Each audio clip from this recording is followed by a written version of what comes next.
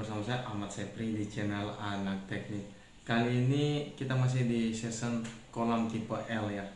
Jadi di konten sebelumnya saya sudah bahas ada dua part ya, yaitu proses pembuatan atau fabrikasi, kemudian assembling. Jadi di kesempatan ini saya akan membahas mengenai penjelasan tentang sistem perpipaan, chamber. Kemudian jika waktu masih memungkinkan, saya akan lanjut membahas mengenai RAB karena banyak kawan-kawan yang bertanya di kolom komentar berapa biaya yang dihabiskan untuk pembahasan untuk membuat kolam tipe L ini deh. Kemudian di konten sebelumnya saya sudah membahas mengadakan kuis ya.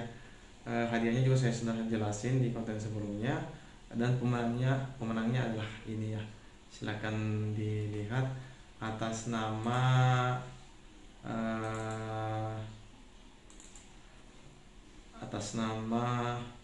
Miftah Akustik ya. Kemudian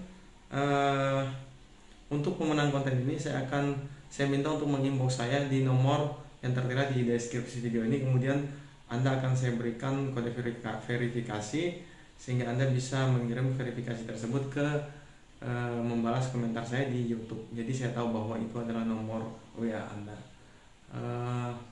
Jadi untuk mempersingkat waktu, kita lanjut aja ke pembahasannya. Jadi kolam yang sudah kita buat yaitu kolam tipe L ini kurang lebih tipenya gambarnya seperti ini ya.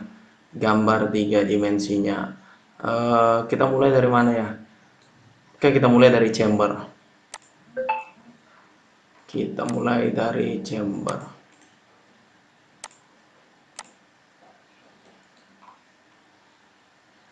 Di sini ada chamber 1,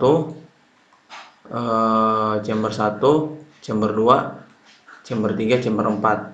Jadi chamber ini saya namakan chamber double plat sesuai dengan konten sebelumnya ya. Kita angkat dulu biar enak penjelasannya. Ini chamber 1 ya.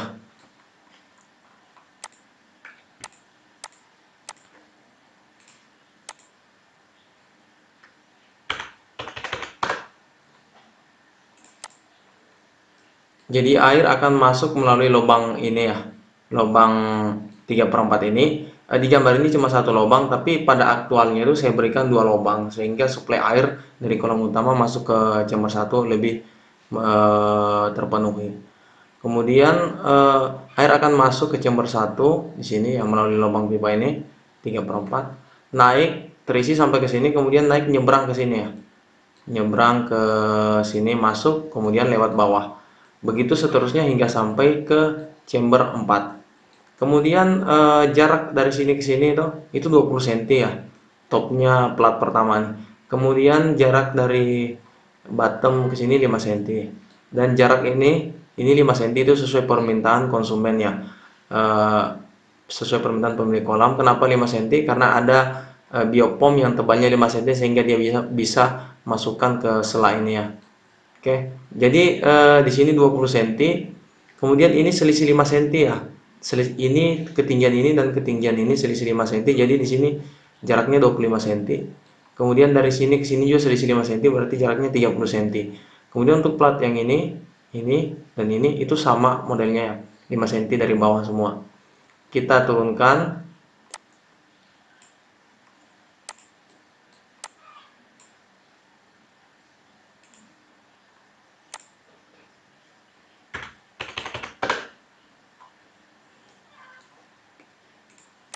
Oke, kita lanjut ke ketika air sudah memenuhi chamber 4 ya, yang mengalir dari chamber 1, 2, 3 menuju 4. Kemudian di chamber 4 ini ada pompa. Pompa ini nantinya akan masuk ke lubang ini ya. Lubang inlet untuk lubang pembuangan pompa menuju ini. Jadi kita sambungnya, koneknya itu entah itu pakai selang atau pakai pipa langsung, nggak ada masalah. Jadi ketika pipa masuk ke sini, pipa ini kita sudah fiber ya, sehingga nggak goyang lagi, mengalir ke sini, melingkar. Pertanyaannya kenapa saya naruh pipa di luar ya, ketanam di sini, kalau di dalam kurang asik estetikanya tidak dapat ya.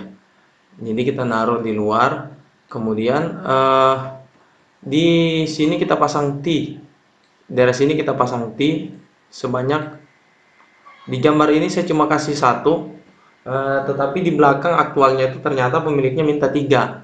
Jadi di sini ada tiga lubang ya, 3 T. Yang satu menyembur ke atas, modelnya seperti ini. Modelnya seperti ini ya, pakai keran semua biar kita gampang ngatur kekencangan apa namanya, aliran air. Kemudian yang satu kita pasang elbow di dalam ke bawah, kemudian nyembur ke bawah, fungsinya untuk mendorong kotorannya dari sana ya. Oke, kenapa kita di sini ada dua pilihan. Kawan-kawan bisa naruh pipa di dalam atau naruh pipa di luar seperti yang ada ini ya. Seperti yang ada ini. Oke, ini bisa dua pilihan. Pada aktualnya tuh saya naruh di dalam. Kenapa? Resiko kebocoran nggak ada ya. Karena walaupun di sini bocor, daerah ini bocor, tapi nggak bisa keluar juga airnya karena air cuma paling sampai di sini 10 cm dari bawah. Sementara kalau kita naruh seperti ini, kita naruh di luar, tanam di bawah, memang estetikanya dapat, nggak ada pipa di bawah. Tetapi resiko kebocoran di sini besar ya. Ini ada resiko kebocoran. Tergantung sih dari kawan-kawan mau naruh di mana. Tapi untuk aktualnya itu saya taruh di dalam karena sesuai permintaan pemiliknya, tentunya dengan mempertimbangkan saran dari saya. Oke, setelah di sini ada pembuangan 2, 3 ke bawah, kita lanjut pipanya. Air terus mengalir ke ujung. Di sini ada pembuangan ya. Di sini ada pembuangan 7 buah. 7 fungsi untuk mendorong kotoran atas dan bawah. Terserah nanti kawan-kawan mau naruh 2 ke bawah atau 3 ke bawah, sisanya di atas tidak ada masalah. Tetapi untuk aktualnya saya naruh satu, cukup satu. Jadi elbow ini nggak dilem ya. Ini elbow ini nggak dilem, langsung masuk ke sini ya seperti ini. Kerannya menuju ke bawah sehingga ketika kita mau pasang dimanapun bisa tinggal cabut. Kemudian ini ada 6 semua berkeran ya. Di sini stop. Di sini ada elbow masuk karena terakhir, tetapi aktualnya juga gitu. Saya pasang elbow, tetapi saran saya jika teman-teman ingin membuat sistem pipa seperti ini, hendaknya di sini jangan pasang elbow, tapi pasang T, kemudian tutup pakai dop. Tujuannya ketika esok-esok teman-teman mau lanjut memasang lanjutan dari sistem pipanya ini bisa karena masih ada T. Oke, sama juga tadi seperti di sini ya. Sama juga tadi seperti di sini. Di sini sebaiknya kawan-kawan pasang T ya. Oke. Kemudian di sini ada lubang. Di sini ada lubang satu, ini pakai tutup ya. Ini tempat ya, masuk keluar, tempat lewatnya apa namanya, kabel dari pompa, kemudian selang, kabel dari selang aerator. Di sini ada dua, ada banyak fungsi ya. Kita lanjut tadi, kita kembali ke chamber 1. Ini ada skimmer ya. Skimmer ini ke bawah menggunakan pipa 2 inci, kemudian masuk ke chamber 1 di bawah ya. Nggak ada masalah. Di YouTube saya juga melihat teman-teman ada yang naruh skimmer tuh di chamber 3, chamber 2, bahkan chamber 4. Tetapi kalau untuk aktual dari kolam ini saya ngasih apa namanya? Saya ngasih di chamber 1 biar agak tersaring ya. Ini ada lubang sebenarnya nggak ada nih ya kawan-kawan ya. Ini cuma aktualnya nggak ada. Saya cuma ngasih pipa ke bawah. Kenapa? Kalau ada lubang kayak gini kita nggak bisa nutup penuh chamber 1. Antara chamber 1 dan kolom utama nggak bisa nutup. Tetapi kalau pipa kita tinggal pasang dop atau drat ya. Selanjutnya kita lanjut ke fungsi dari ini. Ini ada saya buat klem pipa 3/4 ya. Jadi pipa 3/4 di sini bisa masuk. Pipa yang apa nih? Ini pipa 1 inci, kemudian di V-bar sekelilingkan tiap sudut. Fungsinya untuk apa? Ya mungkin kurang lebih seperti ini ya.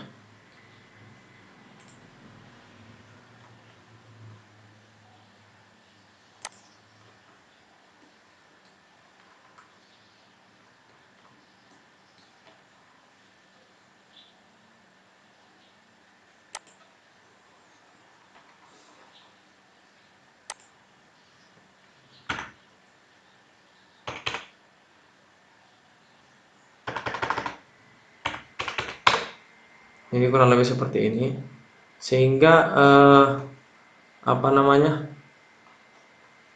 ini aslinya pipanya masuk ya, gambarnya kurang bagus nih, maklum masih belajar. Jadi masuk semua pipa ke sini, ke tiap lubang ya. Jadi pipa ini bisa kita jadikan rangka untuk atap jika kolam Anda simpan di luar ya, nggak ada atap. Jadi pipa ini bisa jadikan stang atap atau stang kanopi, sehingga matahari atau hujan tidak air hujan atau sinar matahari tidak langsung mengenai kolam, jadi zat asamnya tetap terjaga. Kemudian kita lanjut ke ini sudah ya, tulangannya. Tulangannya saya pakai 57 ya, kayu meranti. Ini tulangannya saya pakai 57 kayu meranti. Kemudian dibungkus fiber CSM 450 berapa kali ya, sesuai kekuatan yang Anda butuhkan. Jarak tulangan ini 50 cm ya. Sudah saya jelasin di konten sebelumnya. Oke. Selanjutnya kita ke bagian clean out ya.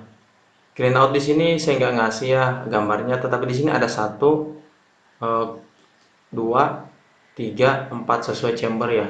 Jumlah clean out 4. Fungsinya untuk menguras air di 4 chamber nih. Di kolam utama saya nggak ngasih clean out. Kenapa? Karena kita nggak pernah ya menguras kolam utama tanpa menguras chamber. Oke. Jadi ketika kita akan menguras chamber nih, lubang ini kita tinggal tutup sehingga air yang ada di kolam utama tidak berkurang. Kita buka semua clean out yang ada di daerah sini. Mungkin untuk penjelasan mengenai sistem saya rasa sudah cukup. Selanjutnya kita ke bagian RAB karena banyak kawan-kawan yang nanyain berapa dana yang habis untuk membuat kolam tersebut. Oke sahabat teknik, jadi RAB-nya ini kita mulai dari RAB bahan fiber ya, bahan fiber. Di sini ada simbol-simbol yang saya kasih. Ada M300, M450, WR400, WR800 atau WR600, kemudian resin, katalis. Kalau katalis CTSL itu tentunya kawan-kawan sudah tahu katalis ya. Kemudian apa namanya, N20 itu aerosil, kemudian pigmen. Ini satuannya semua kilogram ya. Satuannya semua kilogram. M300 itu maksudnya serat MEP 300.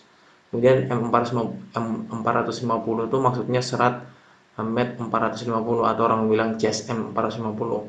WR400, WR600, WR800 itu maksudnya WR itu woven roving atau roving ya, yang seperti tikar ya.